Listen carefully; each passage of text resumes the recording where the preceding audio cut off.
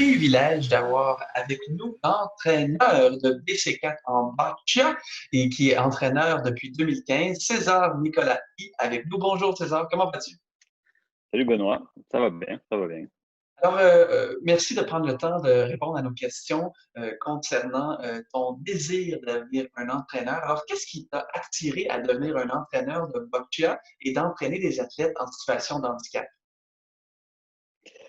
Dans le fond, moi, c'est quand j'étais ado, je savais que je voulais travailler avec des personnes handicapées, donc travailler dans le social, travailler avec les gens. Et j'adorais le sport en général. Et j'ai une conseillère d'orientation à la fin du lycée, donc peut-être le cégep à peu près ici au Québec, qui m'a dit qu'en fac de sport à l'université de Montpellier, dans le sud de la France, donc il y avait une filière qui s'appelait activité physique adaptée, et donc qui apprenait aux personnes apprenait aux étudiants en fait à travailler avec des personnes handicapées, que ce soit tout type de handicap, aussi bien physique, mental que personnes âgées, et donc d'adapter les activités physiques. Donc c'est ça qui m'a amené dans le sport et le handicap. Et dans cette formation, on m'a parlé donc du boccia une fois, comme ça, rapidement. Et quand je suis arrivé au Québec, je suis tombé un peu par hasard sur la formation donnée par Mario Delis, qui est entraîneur de l'équipe, entraîneur-chef de l'équipe canadienne. Et donc, je suis allé suivre cette formation, et c'est comme ça que je suis venu dans le boccia et dans l'entraînement. C'est quoi les différences que tu remarques entre le Canada et la France et la raison pourquoi tu es venu au Canada devenir un Mm. entraîneur? Alors, la raison, je commence par ça, elle est complètement extérieure en fait à tout ça, parce que c'était à l'époque ma conjointe, avec qui j'étais, qui voulait suivre la méthode Pilates, qui était donnée à Montréal par Anne Macmillan, qui était donc une référence. Et en France, l'autre endroit où est-ce qu'on pouvait suivre cette formation, c'était à Paris. Et donc, nous, on n'avait pas envie d'aller vivre à Paris. Et donc, j'ai dit, ben, OK, je te suis, on part au Québec. Et puis, à Montréal, je trouverais bien du travail dans le sport et le handicap. Voilà.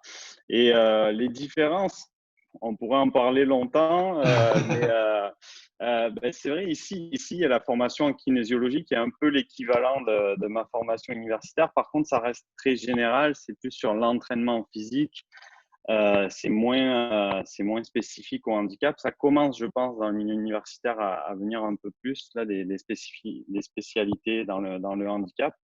Mais à l'époque, c'était peu présent, et j'ai pas eu de misère à faire ma place parce que justement, j'avais une formation qui n'existait pas en fait au Québec. Et puis si on parle de ta formation de sport adapté, comment ça t'a aidé à devenir un meilleur entraîneur en boccia? Ouais, je dirais que ça, on nous apprend, comme le nom l'indique, donc dans le fait d'être adapté, cette capacité à s'adapter en fonction de ce qui se passe pendant les entraînements, d'être capable d'avoir en fait une flexibilité en fonction des athlètes, en fonction. Dans le boccia, on a différents types d'athlètes, différentes catégories, et même dans la même catégorie, on doit faire face à différents types de handicaps. Bon, c'est un peu comme dans les sports paralympiques en général. En natation, tu connais ça aussi. Mais du coup, donc ouais, je dirais c'est beaucoup la flexibilité, la capacité d'adaptation sur le moment que j'ai beaucoup appris et qui m'a beaucoup servi en tant qu'entraîneur. Et puis en terminant, qu'est-ce quel, euh, quel truc que tu pourrais offrir à des nouveaux entraîneurs qui seraient intéressés à débuter dans le milieu des sports para? Quels sont les conseils, disons, que tu offrirais?